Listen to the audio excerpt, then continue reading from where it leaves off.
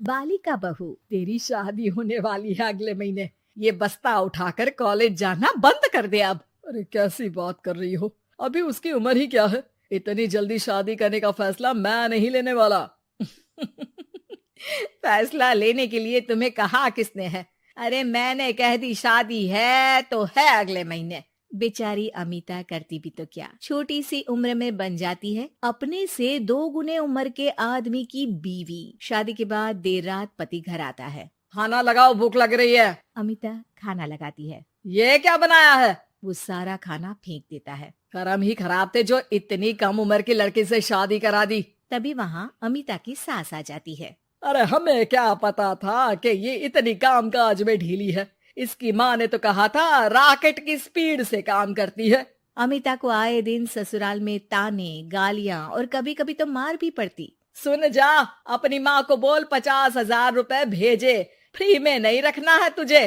अरे मेरी एक आंख का ऑपरेशन भी तो करवाना है।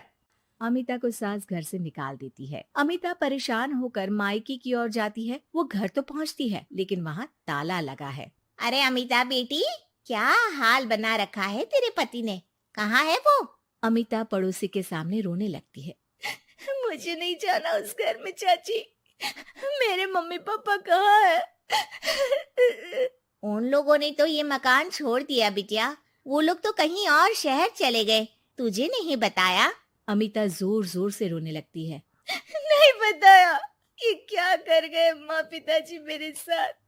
मेरी जिंदगी तो नर्क से भी खराब है।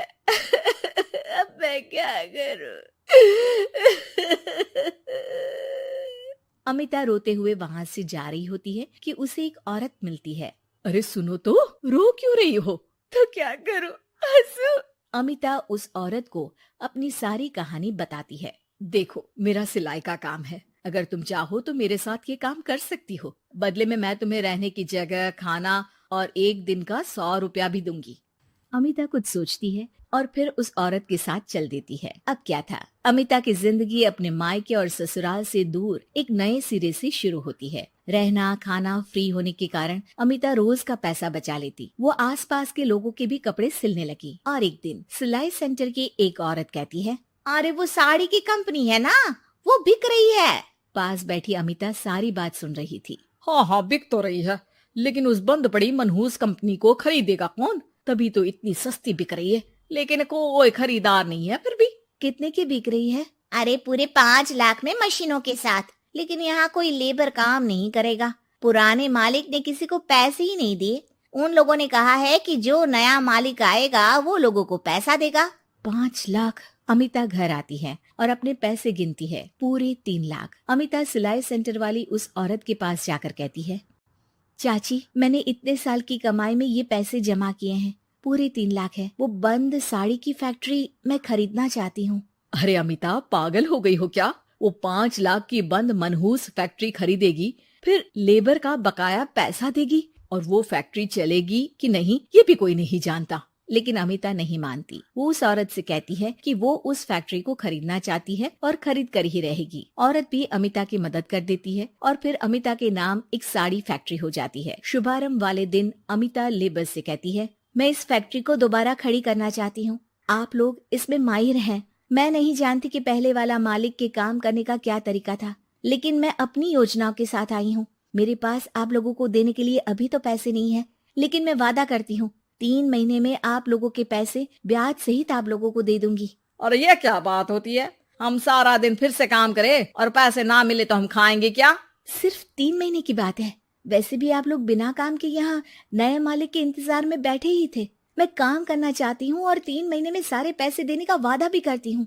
लेबर आपस में सलाह करते हैं और अमिता की बात मान लेते हैं। सिलाई सेंटर से मशीन, सिलाई और कपड़े के ज्ञान में माहिर हो चुकी अमिता सभी के साथ मिलकर खुद काम करती। शहर और दूसरे शहरों में घूम घूम कर साड़ी का डिजाइन दिखाती और ऑर्डर लेती। अमिता को कई जगह से ऑर्डर आ जाते हैं। कई लोग उसके काम को सराहते तो कई आलोचना भी करते।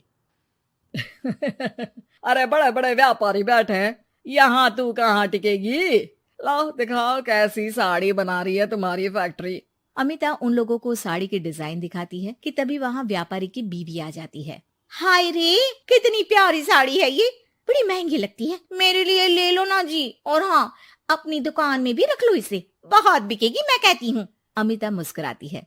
अरे सेठ जी, बड़े बड़े व्यापारियों से नहीं, पर अच्छी डिजाइन और क्वालिटी से बाजार में चलती है। अब बताओ कितने का ऑर्डर है आपका? धीरे धीरे अमिता का आत्मविश्वास और बढ़ता है। बड़े बड़े ऑर्डर्स के लिए वो खुद लेबर्स के साथ मिलकर सारा दिन सारी रात काम करती, और फिर वो दिन भी आ जाता है जब अमिता को लेबर को पैसे देने होते हैं। मैं आप लोगों से 3 महीने बाद आज के दिन ये बात करना चाहती हूँ कि मैंने जितने पैसे देने की आपसे बात की थी उतने मैं नहीं दे सकती। हम लोग जानते थे कि, पर आपकी कंपनी तो फायदे में है, फिर हमारे पैसे क्यों नहीं देंगी?